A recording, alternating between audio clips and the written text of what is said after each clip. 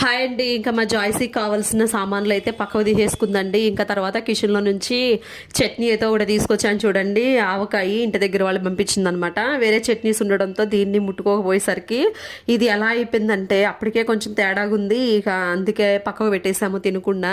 ఇక దీన్ని అయితే చాలా రోజుల నుంచి క్లీన్ చేద్దాం అంటూనే అలా పోస్ట్ పోన్ చేసుకుంటూ వచ్చానండి. ఇంక ఈ రోజు అయితే కంపల్సరీ క్లీన్ చేద్దామని చెప్పి అనుకున్నాను.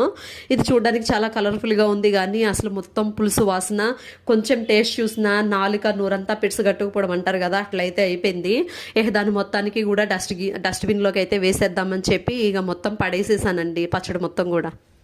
హాయ్ అండి. ఇంకా మా జాయ్సీకి కావాల్సిన సామాన్లు అయితే పక్కకు తీసేసుకుందండి. ఇంకా తర్వాత కిచెన్లో నుంచి చట్నీ అయితే ఒకటి తీసుకొచ్చాను చూడండి. ఆవకాయ ఇంటి దగ్గర వాళ్ళు పంపించిందనమాట. వేరే చట్నీస్ ఉండడంతో దీన్ని ముట్టుకోకపోయేసరికి ఇది ఎలా అయిపోయిందంటే అప్పటికే కొంచెం తేడాగా ఉంది. ఇక అందుకే పక్కకు పెట్టేసాము తినకుండా.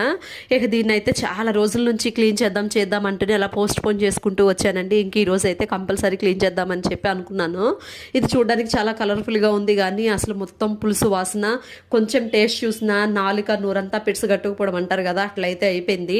ఇక దాని మొత్తానికి కూడా డస్ట్బిన్లోకి అయితే వేసేద్దామని చెప్పి ఇక మొత్తం పడేసేసానండి పచ్చడి మొత్తం కూడా.